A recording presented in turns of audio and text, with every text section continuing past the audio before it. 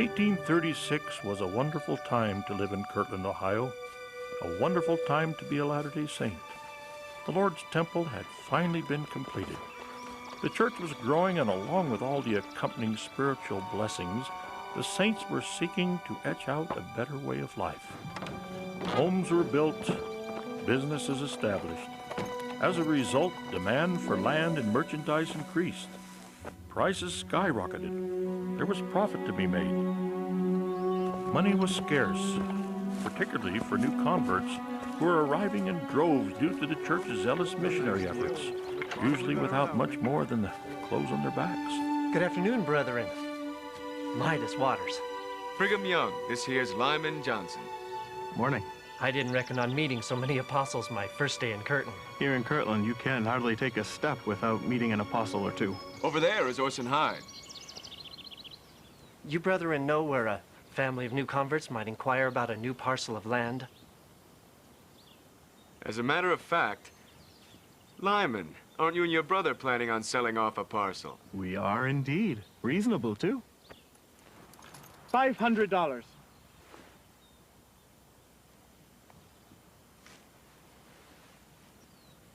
It's a mighty fine piece of land, Brother Johnson.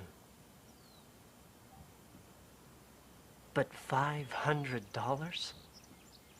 Excuse us.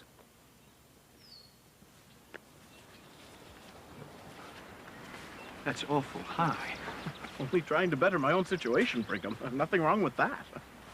I'm not against a man trying to make a reasonable profit, but there's more here to consider. Brigham, we don't see eye to eye in this. This man and his family joined the Church of Jesus Christ. They pulled up stakes, leaving everything they know behind, so that they could come together with the saints of God. And why? Because the Lord asked them to.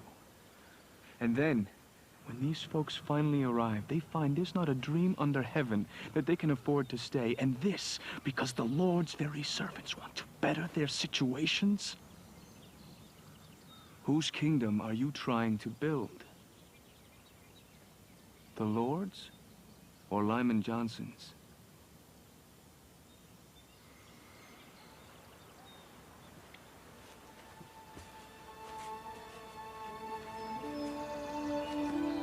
It's gotten hold of your heart, Lyman. In his absence, we formally denounce the leadership of Joseph Smith. Hear, hear! And declare him a fallen prophet. Joseph Smith is the prophet of the church, and thereby its leader. I know it. You know it. Rail and slander him as you will. But you cannot destroy the appointment of the prophet of God. Now, Brigham, we're gonna overrule you. David Whitmer is the man to lead us now. You can only destroy your own authority. Cut the thread that binds you to the prophet of God.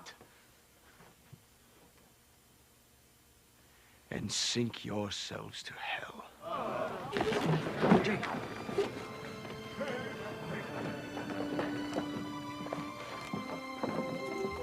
Quorum President Thomas B. Marsh returned to Kirtland from Missouri to meet with the 12 and reestablish quorum unity.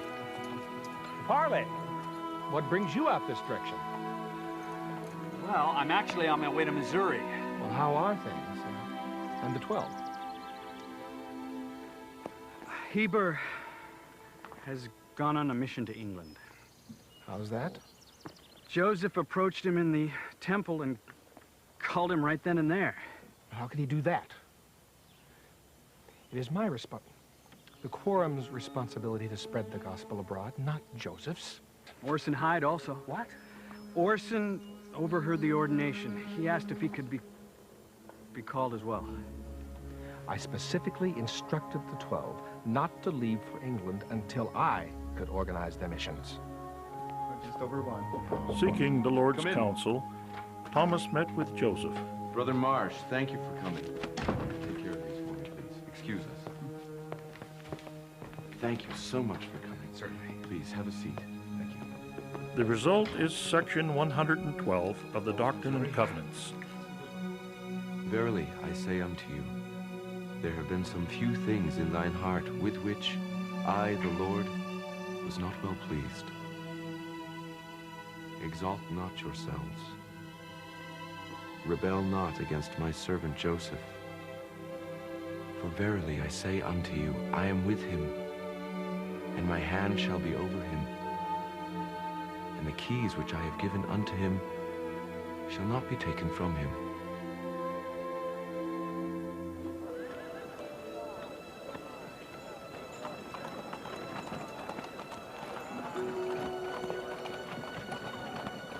President Marsh accepted the Lord's counsel and labored diligently to reconcile the differences in the quorum.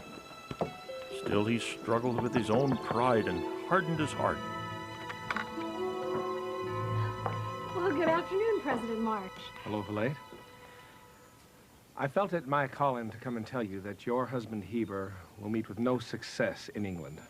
The spreading of the gospel abroad is my specific responsibility. As such, the door to missionary effort in England will not be opened until I send someone or go myself.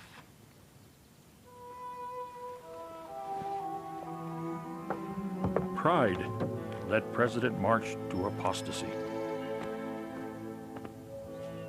Before the trials of Kirtland were over, 10 to 15% of the members would become disaffected.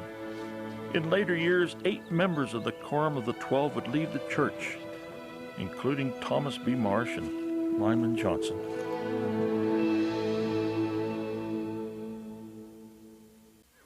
Of those members of the original Quorum of the 12 who were cut off for apostasy, only 4 would later come back to the church: Orson Hyde, Orson Pratt, Luke Johnson, and Thomas B. Marsh. After 18 miserable years such as he could barely endure, he rejoined himself with the saints. Brother Marsh has asked that he be allowed to speak to you. I have consented.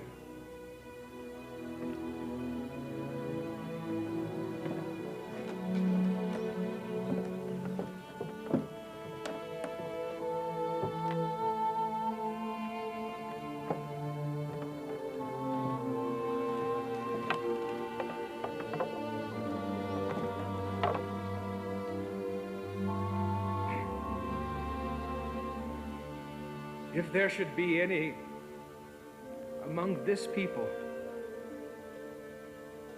who would apostatize and do as I have done, prepare your backs for a good whipping.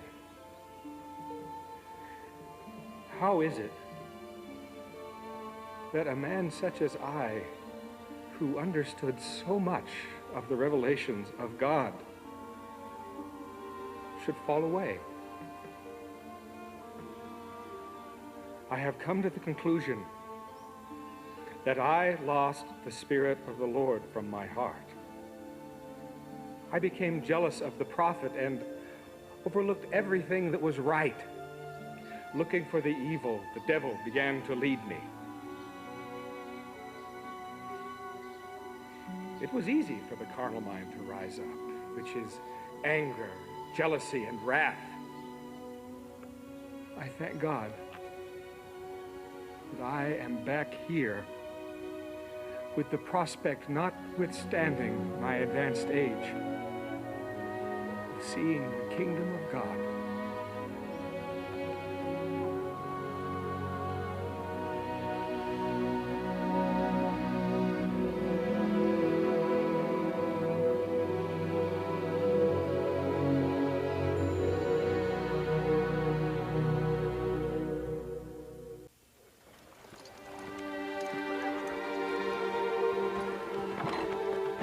Lyman Johnson never did return to the church. While the saints were in Nauvoo, however, he was allowed to speak before the 12 one last time. If I could believe Mormonism as I did when I traveled with you and preached, I would give anything. I would suffer my right hand to be cut off if I could believe it again. Then I was full of joy and gladness. dreams were pleasant. When I woke in the morning, my spirit was cheerful, full of peace and joy. Thanksgiving.